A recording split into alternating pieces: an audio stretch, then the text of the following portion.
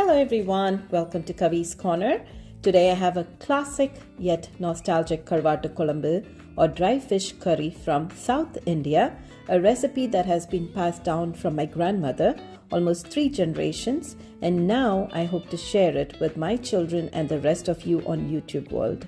This recipe calls for 2 unusual ingredients: the dry fish, also known as Uppu Karuvadu in Tamil, and jackfruit seeds called kottai in Tamil again, the oldest language in the world.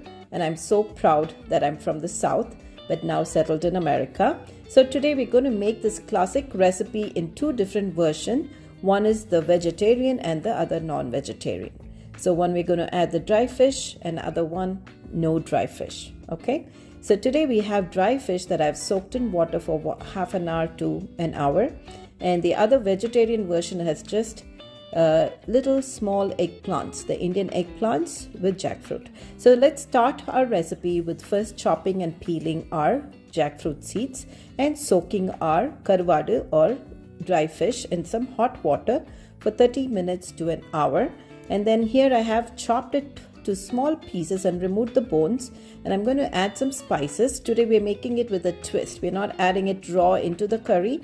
We're going to fry it a little bit and add it to the curry.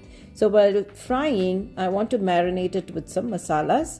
I'm going to put it all in the description box. It's coriander powder, cumin powder, chili powder, and turmeric powder, but no salt, as dry fish already has been salted for you.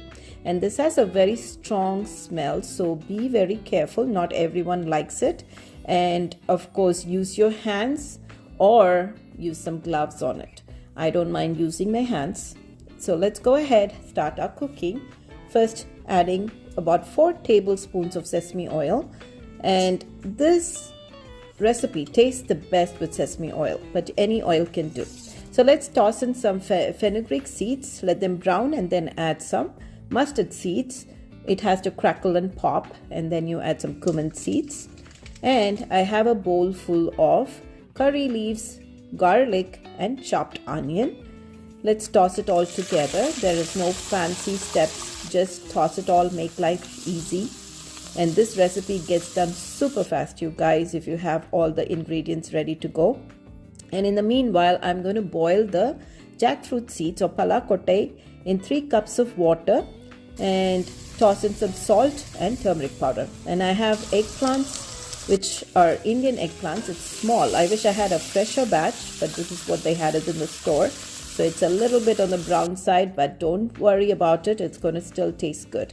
So toss in with the onions, and in the meanwhile, grind some cherry tomatoes. These are from my garden, and some coconut, and grind it to a nice smooth paste. In the meanwhile, let's season our eggplants with some masala, some coriander powder, Kashmiri red chili powder, cayenne chili powder, cumin, and turmeric powder, and give it a toss to take out some raw smell before we add our tomato and coconut concoction. So give it a good toss. Don't let it burn. Add some water if you want to, but not necessary because we're going to add our tomato and coconut concoction. And don't forget the mixie jar washings. These are important because this will add or thicken the consistency according to your desire. So add enough water if you want. This gravy will cool down and thicken. And if you're using it for chapati, let it be a little nice thick gravy. But if not, add enough water for your rice.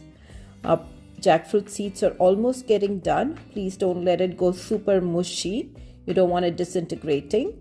In the meanwhile, add tamarind extract or pulp to your gravy. This gives a nice tangy flavor. But this is just for the vegetarian version or the base gravy that we are making. We'll add some more later.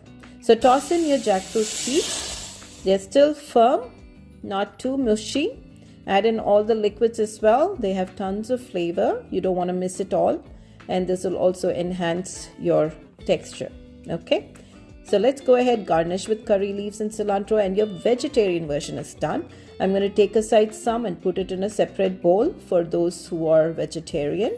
And with the rest, I'm going to fry the dry fish. So let's get on to the non-vegetarian side of it. I've already marinated the dry fish, and I'm going to fry it in some oil. Flip both sides, make sure everything is nice and neat, and toss it all with the gravy, leftover gravy. Okay, I turned off the stove for frying. Now I'm going to turn it back on and adjust the water and add some more tamarind pulp. This curry has to be a little on the tart side.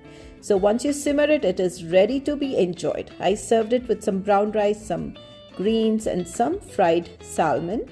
You can enjoy it just by itself, but I loved this recipe and it goes very well with rice mostly, but chapati and dosa are also okay. My God, this is amazing, you guys. You have to try it. This is a recipe which is very unusual yet to die for. Okay, please do try. Let me know how this recipe works out, and I will see you in the next video. Like, share, and subscribe to Kavi's Corner. Thank you for watching. Bye-bye.